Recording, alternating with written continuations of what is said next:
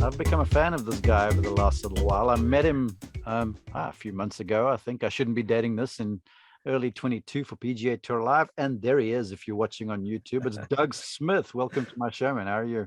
Man, what's going on, Mark? Man, it's so good to be in here. This is I don't listen to many podcasts, although I've hosted two different ones. I don't listen to many, but yours is one I do listen to since it started, since you started bringing on all your sponsors and stuff. I've been watching from afar. So it's pretty dope to be on here. I'm not going to lie.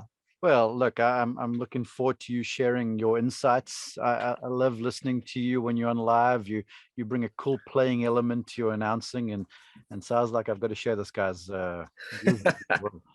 Before we dive into it, Doug, I want you to share with our global audience a little bit more about you. You're from Kentucky originally. Yeah. I'm from Lexington area, Kentucky. It's called Versailles for the global audience. It's spelled Versailles. Yeah. But I'm from Kentucky, so it's country. So it comes out Versailles, just outside of Lexington, right between capital city of Frankfurt and Lexington, Kentucky. Grew up basically in Lexington, Kentucky. Big bourbon drinker, horse fanatic, of course. Played golf my whole life. Started on accident, just hitting wiffle balls off the floor in the living room when I was a young kid with the old floor mount TV. My parents thought I was weird. They're like, "That's not how you hit a baseball." Exactly. So they thought I was crazy, and I used to turn it on to like NBC Sports back in the day. And we would watch, Trevino and Rodriguez, Nicholas, and those guys. So I grew up. You couldn't have watched them. Come on. Yeah, I did, man. I'm older than I look. I'll say that. I'm older than I look. Very well. And then you play some college golf. Yeah, played at the University of Louisville, then transferred, took some time off from golf, worked for the men's basketball team at the University of Kentucky, and then came back to golf at Florida A&M, played 2 years of golf there. The NCAA back then, I had to sit out a year. It was a whole thing, but played 3 semesters at Florida A&M and then graduated and lost my mom to pancreatic cancer. So then used those funds to turn pro with. And wow, I was not prepared to turn pro. And I think that's, one of my biggest takeaways, and we can get into it if you want. But it's just one of those things where I didn't have a business plan together for how I was going to attack professional golf. And that's ultimately how I played and failed, and then found the microphone. So thankfully for the rest of us that you did. You have the podcast, you've got Birdies Not BS, which I love the title of that. And then you've got the show with Will Lowry, Beyond the Fairway. But I want to backtrack just a little bit here for the aspirant professional listening to this. I was decent in college, turned professional, played 3 events, had a miscut, had a top 10 and sort of a middle of the pack. And then I realized that I couldn't beat my brother. So my chance of being the best golfer in the world was slim. I want you to advise the aspirant golfer listening to this, the collegian, the young man, the young woman, the one who has the designs on the highest level. Give them a little advice, please, Doug. Well, I think my advice is simple. One, you've got to take the people that really, rock with you, that enjoy you, believe in your passion, believe in your skill set. If you have it, I think that's one of the things too, Mark, that a lot of people think they're better than they are. I think that's just kind of golf itself. You shoot 65 and you think, hey, I can play professional golf. Well, if you can't shoot 60 on your local muni, then you might not have what it takes. I'd start there. But once you do try to turn pro, you need capital. You need the ability to have funds. My awakening was I went to qualify for the St. Jude in, I want to say 2008, right? I drove down to Memphis, and long story short, I played the pre-qualifier. It was on a Thursday, had to stay the weekend, play in practice, play the Monday qualifier on that Monday. And I looked at my bank account, Mark, and I had spent $1,200. And I didn't have it to spend, number one, but it was like, whoa. I spent $1,200 and didn't get a chance to, I didn't get in the event. Like, I have no way to get this money back. And I think that's probably the biggest hurdle that junior golfers and amateur golfers coming out, they don't take into consideration that financial learning curve, because it's $1,200 a week to try, like just to show up and tee it, just to try. And you do that, 20 events, try to chase, Mondays. I mean, you're talking $40,000-$50,000 and not receiving any money back. So had I been a little bit more astute in my financial planning, I would have budgeted to see how many mini tour events can I play in, how many qualifiers can I play in. I would have asked so many more people for money. You need help, and this well, Mark, is you can't do this alone. I mean, you can if your family's very wealthy, but you can't just jump in and try to be professional if you don't have some sort of nest egg that you're sitting on. And if you have to go out and fundraise and get it, you need to approach it as it is a business. It's you need a financial plan. You need budgeting. How are your investors going to see return on their investments? And that's where I fell short.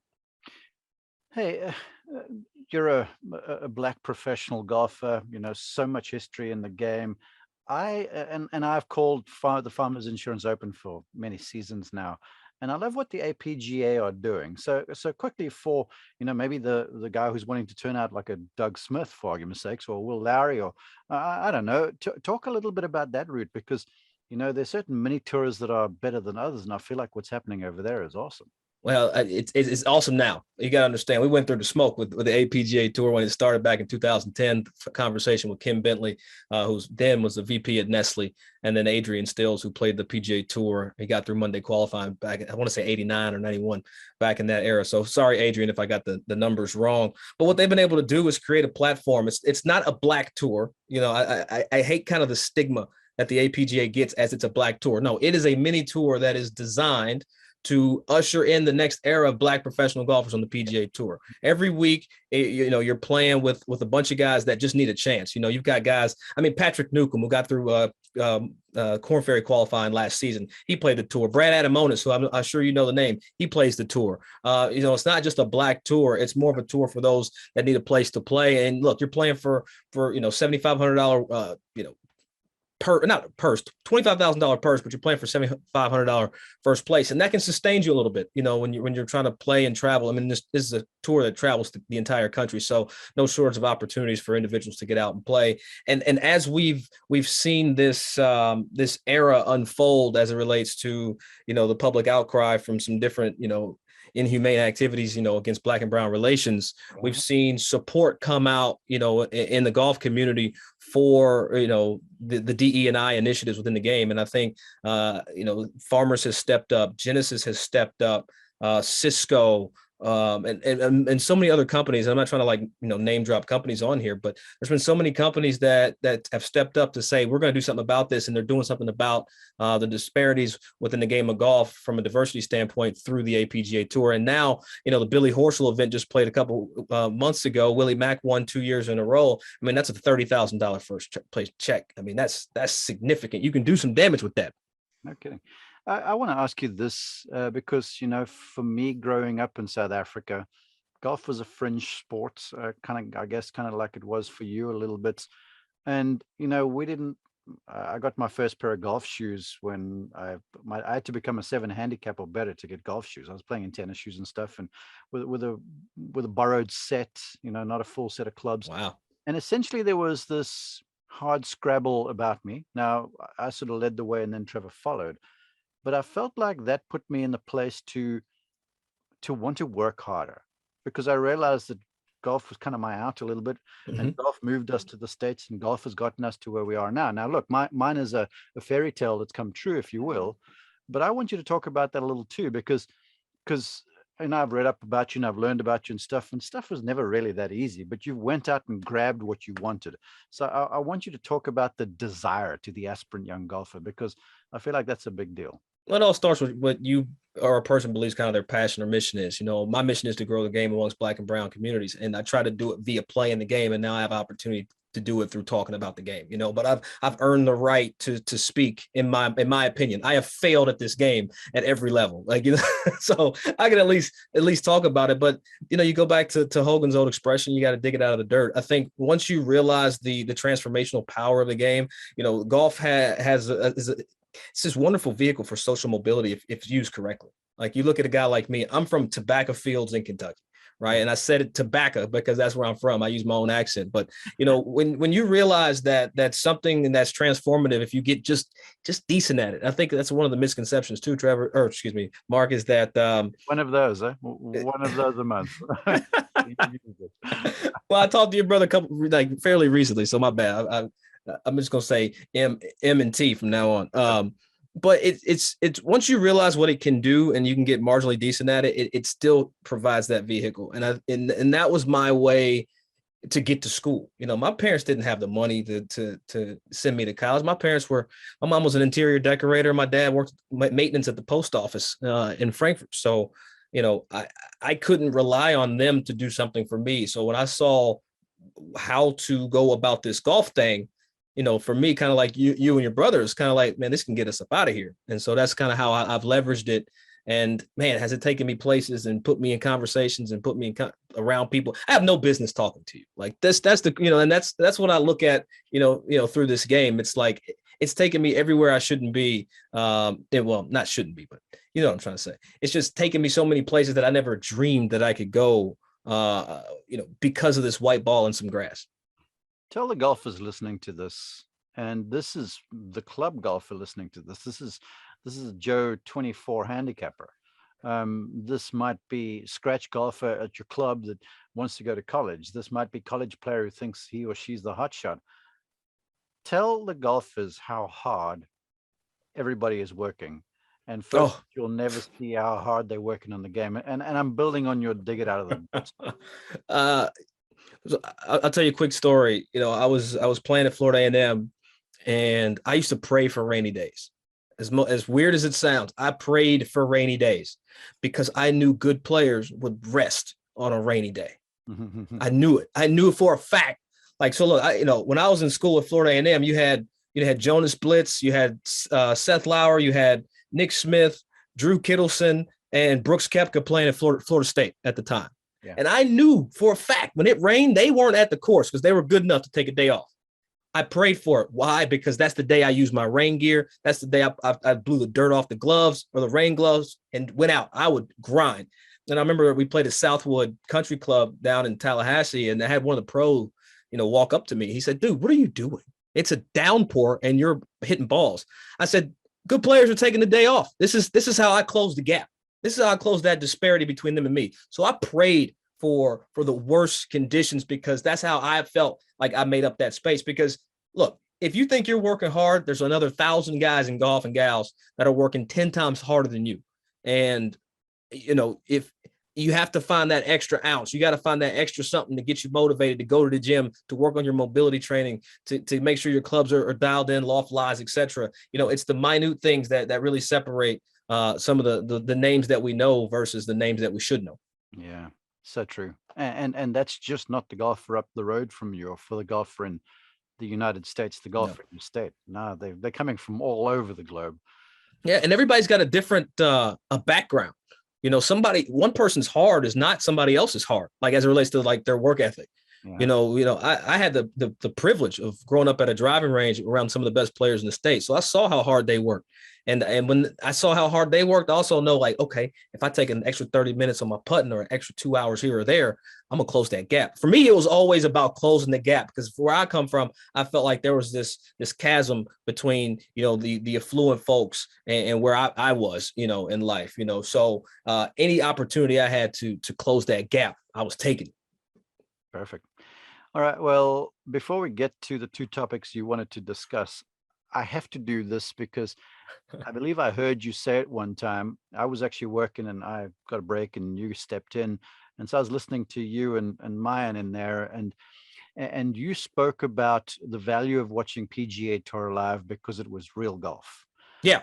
And it wasn't the sort of stuff that I call most of the time, which is Sunday afternoon guys in contention, where just guys at the top of their game, hitting good shots. And then you talked about how you see on live from shot one through shot whatever, and the guy could be playing good or badly, but they're sort of cobbling together scores some. So I want you to share for the golfers lessons from PGA Tour live as you've watched these PGA Tour players and called them.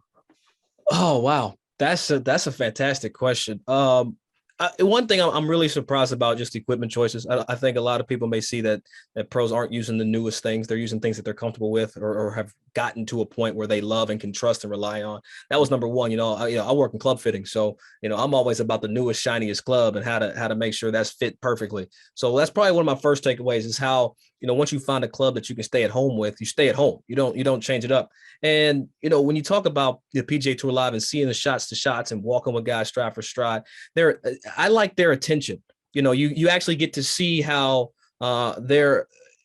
it's like the tide, right? Their attention kind of recedes and comes back from shot to shot. So they're not putting so much pressure. I think a lot of folks and amateurs, Mark, when they see golf, they think that it's this arena where you're focused for 4 hours and you're so locked in and it's just tunnel vision. It's just right here. And, when the guys are out on tour, they're locked in for 30 seconds before the shot or after they get their number. They go through their pre-shot routine. It takes, it depends on what guy you're watching, a minute to 15 seconds from Matt Jones to Patrick Cantlay. That's an hour of golf between the two of those guys, not to call them out, but just seeing how they allow their focus to come and they allow their focus to go. I remember at the Valero, I'm talking to Jordan Spieth between holes, and I'm trying to get out of the way. Like, why are you talking to me? You're playing a PGA Tour event for your livelihood, and but he was so chill and relaxed. And that's kind of like, it was dope to see, again, how their focus kind of goes and comes and how they stay relaxed, get into the shot, get out of the shot. I think that's also one of the keys too, is it's one thing to go through your pre-shot routine, but there's also a notion of a post-shot routine. What do you do to let whatever just happened go away? And as we all know, with the Jordan Spieth type, he likes to communicate. Doesn't matter who's around, he's going to communicate. Yeah. So I think those are my takeaways. And I need to prompt you a little bit here. Look, we're in an era, and you're in club fitting. I understand you're getting out of club fitting soon to focus on some more broadcast, right? Yeah, but you still got the talent. You know what I mean? I still got the ability. So we'll get to club fitting in a minute, but we're in an arms race right now, and it's all about power off the tee. And that certainly is a separator. But I want you to tell the listeners how good these guys are in turning 3 shots around the green into 2. Oh, man. How they keep scores alive with that skill, because I feel like that's low-hanging fruit for your average golfer listening to Dougie Fresh over here. Score, right? Well, I mean, the distance battle is one that's here to stay, and it's going to be around for a while. But it's like surgery, right? You can cut open, to do very sophisticated surgery with a cleaver, or you can use it with a 10 blade. And I think the 10 blade analogy is kind of where your short game and your putting come through. There's a shot, second round of the Valero Texas Open, and that 9th green there. It's a very shotgun style green, 2-tiered. Back left is just it's elevated, and it drops off, and then back up the hill over. And Matt Kuchar was on the downhill part over the green. So he's pitching back uphill, back against the grain, landing the ball down grain. And I tell the audience as I'm calling the shot, I said, let me tell you, if he gets this up and down, I'm going to do 10 push-ups. There's no chance that Kuchar can get this up and down. Man, he hit that thing about 6 feet, made the putt. And I was just like, whoa. So, I did my push-ups. Nobody saw. So there's no proof that I did the push-ups. But to your point, these guys have a knack for turning, a 10 into par. But the demeanor of how they approach it doesn't change. I think you see a lot of amateurs, they hit a shot and they're in a precarious position. They're like, oh crap, this is terrible. What a bad shot. This is the worst. So they've cortisol is spiked. They're going all over the place. They get to the next shot and they've already counted themselves out. Mm-hmm. So I think there's a certain internal belief too, with these tour players, and it's so chill, and it's kind of like your personality here, Mark. It's just a chill, laid back. I'm in a bad spot, I'm in a good spot, doesn't matter. Either way, I got to hit the next shot and do my job. And I think seeing those types of things up close and personal, you get a lot more respect for how good these guys actually are. Yeah, and they spend a lot of time working on that stuff too, because like Justin Thomas from your neck of the woods a little bit. He was always he's a hitter. But then when he learned to dial the wedge a little bit, that's when he became essentially a world beater who can shoot nothing when he almost wants to. Yeah, and it's also too when guys invest in launch monitor technology to really dial in their fields, to match their fields with distances. You talk about Justin Thomas's wedge game.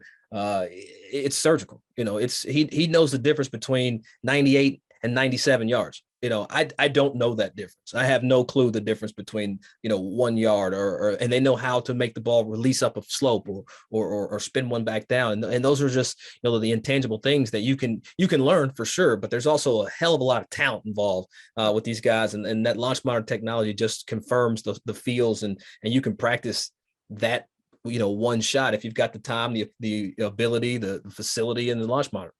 Right, you're perfect from broadcast because you give me the segue into the topic you really wanted to discuss. And I was glad when you mentioned this when I texted you, because Yeah, this is a podcast. And yes, I'm a golf instructor deep down, but the origin of this podcast was to help golfers to that aha moment, to make golfers around the world like I used to be, to give them access to bright minds in the game. Because as a kid, I just used to get magazines, and that's how I learned. If we got the magazine or books in a used bookstore. So that's my purpose with this thing. And now with the era in which we live, that's the proliferation of information all over the internet. And any golfer wants to go better, you go search Google golf instruction, and geez, man, stuff shows up. And not all of it is the right medicine for one. So you wanted to talk about information overload in the digital. Yeah, so, I think, yeah, no, the buildup is great because I've fallen victim to it, right? Like, then that's why I wanted to talk about it, because I was a decent college player. I had accesses to Ted Schultz was my coach growing up when I played at the University of Louisville. He won the let's say the '91 LA Open. And he's a great player. But as Instagram, Twitter, Facebook, TikTok, all these social media platforms have just burst on the scene, along with technology. With the TrackMans, flight scopes, the Foresight, everything. When you put all that in a phone, it could spell disaster. And what it did for me, I was following the George Gankises and Ledbetters and McLeans and all these people. Like, when I was a kid, my biggest dream was to get a lesson from David Ledbetter. Like, that was amazing. Like, he was the pinnacle of golf. And then when I moved to Florida A&M, I went and worked with Kevin Smeltz at Ledbetter just to be on the range with, at the time it was, your brother was there. Michelle Wee was there. I'm trying to think. Ernie Els was there. Brass would have been around there. Yeah. Gipper and Tony Finau, Charles Howell. I mean, there was an incubator of tour players on the range in the summer that I got to go to. So, in that one-on-one, stuff with me and Kevin back then, I was good. I got really good. And then as everything started to evolve and come out, I started looking at Gankis' stuff. I started looking at Jeff Smith's stuff. And I started just going down a rabbit's, and I'm not trying to call them out as poor. I'm just calling them out. And we're talking about content. I'm watching everything and I'm taking everything in. Oh, I should have a bold left wrist. Oh no, I should have a cup left wrist on this shot. And then you start to get access to certain players through this media space. Right now I can talk to Brian Ziegler before he jumped on the bag for Bryson. And then I'm talking to Brian, and now I can talk to Jorge Parada and you, and I've got access to all these minds and tour. And I'm telling you, Mark, at one point I unfollowed every coach I was following because it hit me. I was taking in way too much information and I was playing swing.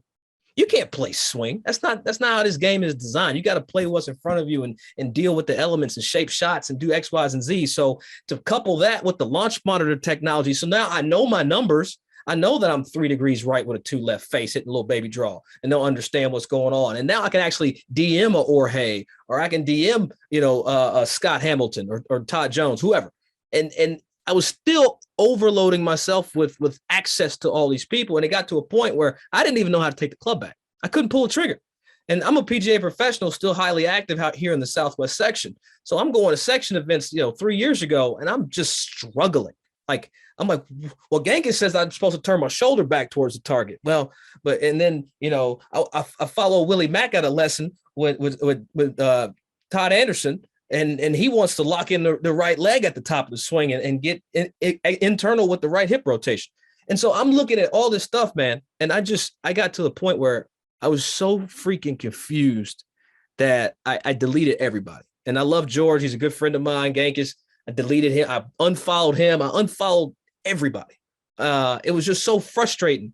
And I just went, because I learned so much, I went back and just looked at tapes of myself. I videoed my swing. I'd look at the line. When I played professionally, I ended up working with Scott Hamilton down in Cartersville. And he had me playing really good golf. And I just stayed with his data. He's got a country wisdom about him too. When he talks to you, it's as simple as it is. And it's all right, man, we can just get this thing up here, put it over there, and we can come on back through here. And as crazy as it is, that was the best advice. Put that thing right there and swing through here. And that was it. And I recorded the lesson. I had my GoPro with me. And to this day, my last lesson with him was probably in early or late 18, I want to say. I only watched that video. Now, Have I gone and taken lessons, etc.? Yeah, of course, because I love instruction. It's kind of like my hot topic in golf. Like I want to pick the brains of everybody in golf. But what I learned is in doing so, you can really mess yourself up, which happened to me. So now I only have a core group of people that I listen to, but I'll understand what everybody's saying, argue back, but I'm only listening to a core group. Okay, well, there's a really good topic that I'd want to mine a little bit. Come on. You unfollowed, so you reduced the overload, right? I had to. Well, which is brilliant, because when there's a dilemma, or when you go into garage, you're going to clear stuff out, you turn on the light so you can see what's going on. Then you just start taking stuff away, and you see what's fundamental to your existence, kind of like your golf swing. Yeah. So you unfollowed everybody, you refollowed. So advise the golfer listening to this is like, I had a moment of Doug Fresh for a little while in my career. So when you went and refollowed folks, or went back to Scott Hamilton, how did you direct your attention to make sure that you went to somewhere that was inherent to what you were able to do? Well, going to Scott's different. You kind of got to know somebody to even get him to answer the phone. But there's no shortage of PGA professionals at local clubs, all over this country that you can go to. So when I, turn the lights on and examine my own house, it was, the research was then, who can I trust only? Because we, at a basic level, I was getting 10, I had 10 different inputs into the golf swing. So then it was like, okay, I only want one guy. I need one guy or gal that I can listen to clear all these cobwebs out. And for me, it was Scott. We put a plan together, and that's one thing too, when you do get lessons, if you have a coach that can put a plan together, all right, we need to fix these things, but in order to fix these things, it's going to take X amount of time. It's a 6 months plan. So I had something to work toward, going forward. So once I hit, the pinnacle of what I was working toward, it was then easier for me to click the follow button back again, because I knew I wasn't going to pay attention to the information. I may just like the post because, Genghis is a friend, not to pick on George. I'm gonna like the post because I like the information that was shared to somebody that needs it. Now, is all the information good information? Absolutely. But is all that information good for you, individual golfer? Absolutely not. Absolutely not. You're preaching, bro. You're preaching, Reverend. Yeah. Like, if you over rotate, why are you going to listen to somebody talking about, trying to straighten the trail leg, in a takeaway? You're not going to do that. That's overkill. Let's talk about this too, because you talked about playing golf versus golf swing. And I'll never forget, it was the Tour Championship moons ago. I mean, it was probably like in 2000, might have been 2008. You were referencing the year. And I was teaching my brother at the time.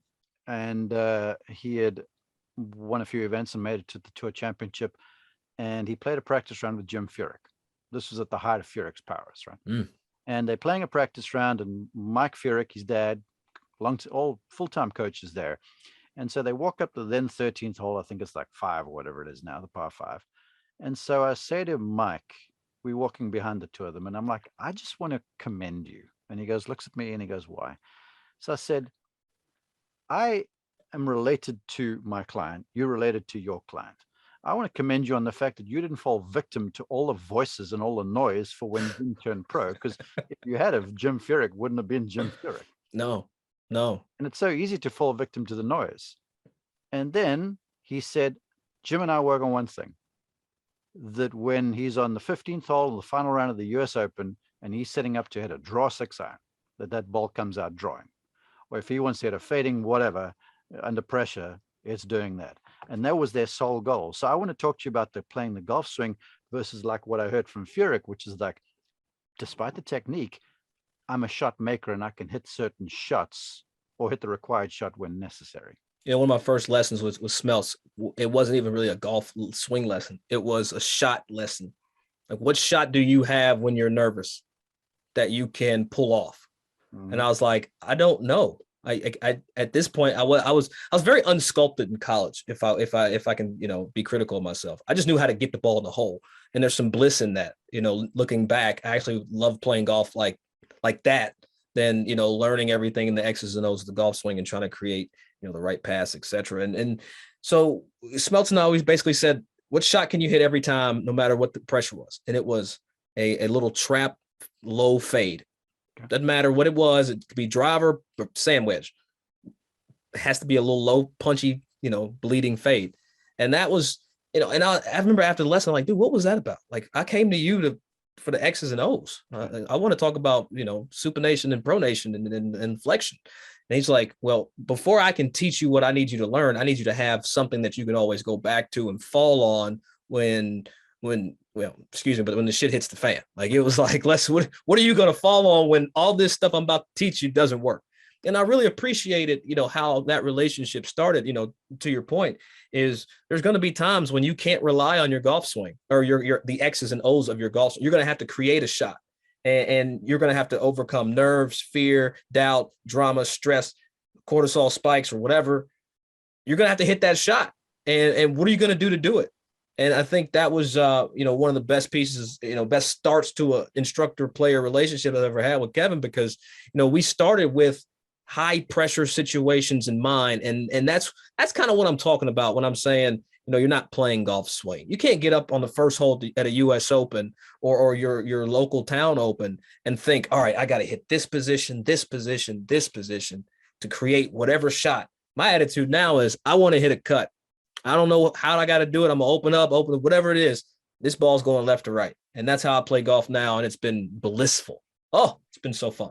When I was teaching full time, someone asked me, I was interviewed because some client I taught won a big event. And so I got the requisite media attention. And they're like, so what are you working on? And I was like, a bit of a wise ass perhaps. And I was like, we're just making sure that his draws draw and that his fades fade and his draws don't fade and vice versa. And they sort of looked at me, but that in a nutshell is what the game is, really. I think it's a profound response. That's a profound response to me. I'm trying to make sure his draws draw and his fades fade. Yeah. I don't think it's wise at all. Like a wise ass statement. And to me, I think that's pretty astute. If your students draws draw, you're gonna keep getting a check. That's true. All right.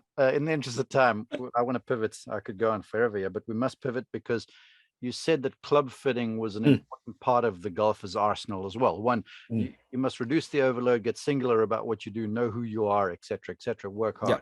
But you got to have the right stuff in your hand for what you're capable of doing. No, you have to, because, if you go to a good fitter and not, a cookie cutter fitter, because there are those out there, there are pitfalls in fitting. Look, at the end of the day, they're trying to sell you a golf club. Let's start there, to be honest. You're going to club fitting Air Pace to buy something. So you got to be very intentional and wary of what you're trying to accomplish in your club fitting. Now, look, if you're a 15 to 12 handicapper, club fitting is awesome. It's the best way to take 3 shots off your game without practice. If you're 2 handicap, 1 handicap, don't come see me for a fitting. I can't stand you because I can't really change much. I can tweak maybe a degree or 2 in ball flight, maybe spin a little bit, but I want that, that 14 to 9 handicap. I can absolutely change your life. There are certain parameters that we need to operate within for people to play their best golf. And if you go get a fitting and they're just talking about ball speed and launch angle, and spin, right?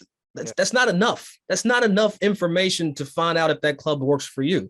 You can get granular and talk about shaft, torsional distortion and all these different buzzwords that the shaft companies want you to use. But look, if you're not talking about land angle and as that relates to your spin rates per your ball speeds and launch angles, that's where you got to be looking. I care about my land angle.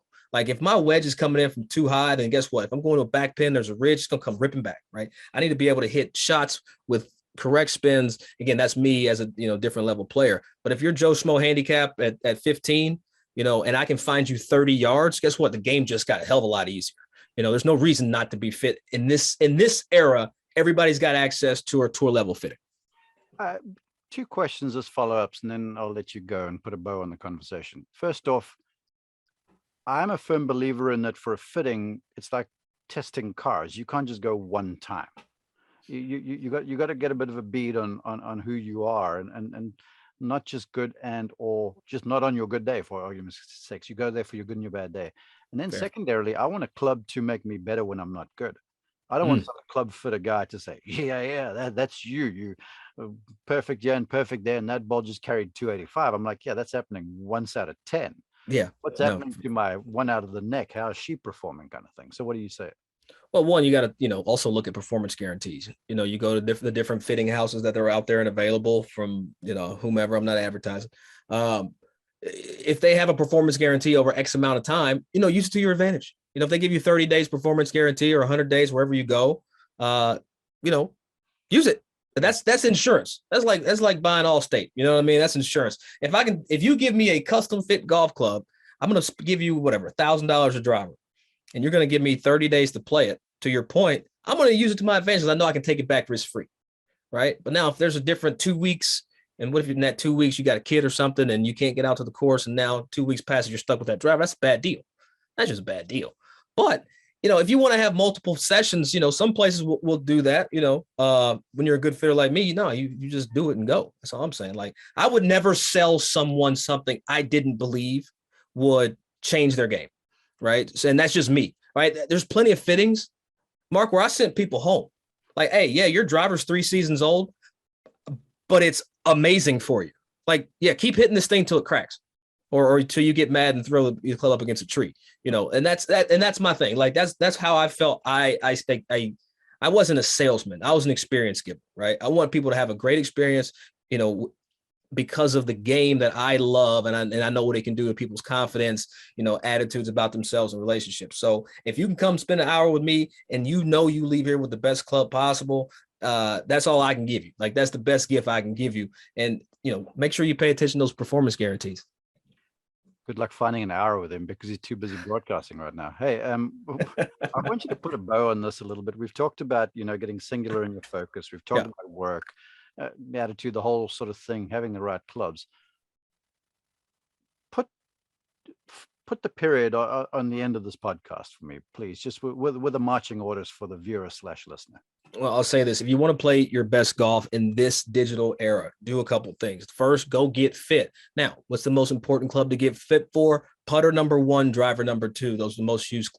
Those clubs you're going to use, period. You know, you're going to putt, 55% of golf is putting. So take the time to get your putter perfect. You know, you're not always going to hit perfect putts, you as the, you know, user, but get a putt that's going to limit your dispersion on start line, right? Start line is the most important thing. Where's your face angle at impact? Because that dictates start line. I don't care if you have an arcing stroke or a straight back, straight through putt. Make sure you go and know the difference between what a face balance putter is going to do for your game, a mid mallet versus a blade putter. Know the difference between those styles of putts. You know, the geometry on a putter as it relates to how the sole's configured, where the sight dot is, the line, how thick the grip is. Don't think that changing a grip on your putter is just going to help you. No, that can ruin your putter. Something as simple as changing the grip. All right. So be very intentional about being fit for your putters and your drivers. And lastly, with all the information out there, you know, make sure you listen to this podcast, On the Mark podcast, to get your information. And number 2, either find you a person that you can trust in person. Now, there's apps like Skillist and those things where you can get access to Alex Riggs or John Montgomery, guys that I love,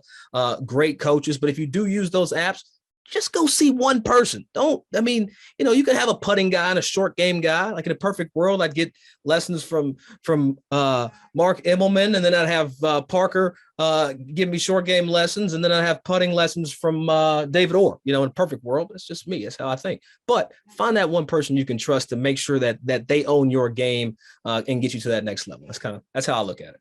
And if the folks wanted to get to you, social media, website, where do they find you? Hey, I am very bad at Twitter. Let's just start there. So if you want to follow me on Twitter and Instagram, it's the same thing. Instagram is way more entertaining, but I'm the Douglas Fresh. Find me, holla at me. I respond to every message, man. I don't miss nothing. I love communicating. I love talking. I'm so thankful to this man in this other box right here for giving me a chance to come on his podcast, because I've been a big fan for a while. So this is dope. Thank you so much. Yeah, and talk about yours. You got 2 of them. Oh yeah, I got one of those too. Yeah, right now. Well, we're only recording, Beyond the Fairway, NBC Golf Channel. Right now, Will Lowry and myself, we just had Marshall Falk episode come out. You never know what we're going to do or where we're going to be. We're going on the road here shortly, just going everywhere, talking to everybody, just how you got into the game. What is it about you love? It's really just a platform to connect everybody, because this game, I've talked about how transformational it is, but the connectivity of it brings people together too. I also have one that's still available to listen to with Cheyenne Woods. Everybody knows Cheyenne. It's called Birdies Not BS. It's just our kind of love letter to golf. It's just us talking about stuff we think people coming into the game of golf around 25 or whatever may need, should you get fit or should you get lessons first? Where should you buy your outfits? Like, what sucks about golf? What are the pitfalls of this game? There are things that suck about golf. I'll be honest with you. So, that was a fun project. We did 3 seasons of that, Cheyenne and myself, and so thankful for her. And that podcast, put me in the position to do all the things that I'm doing. So it's the foundation of all this broadcast stuff. So very appreciative to everybody. And my wife, it was my wife's idea to even do Birdies Not BS to begin with. She's a producer, Maribel Quesada Smith. So love you too. Ladies and gentlemen, Doug Fresh. Doug, thanks. I appreciate you joining us, man. Man, it's been a pleasure, man. I can't wait to see you again.